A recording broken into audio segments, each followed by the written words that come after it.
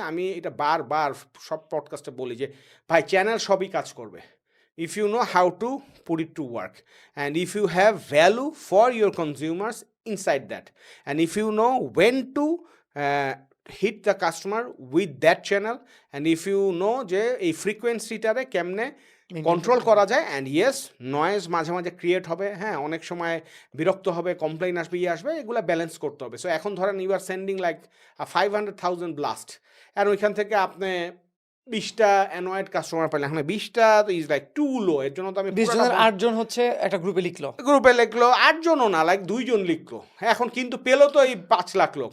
তারা মনে করেন আবার দেখলো, তা 3 মাস আগে পাইছে, 4 মাস আগে পাইছে, একটা স্ক্রিনশট দিয়ে বললো যে সারাদিন মেসেজ পাঠায়, আমার কাছেও মেসেজ পাঠায়, আমার কাছেও মেসেজ পাঠাইছে। ধরেন আমাদের যখন ডিবেট ডজন 119 টাকা প্রমোশন চলতেছে তখন সে 69 3 বছর আগের একটা SMS তার কাছে ছিল, সেটা স্ক্রিনশট দিছে যে আমারও পাঠায়। তা আমরা তো SMS এর প্রাইস দেখেই বুঝতেছি যে এটা কবের SMS।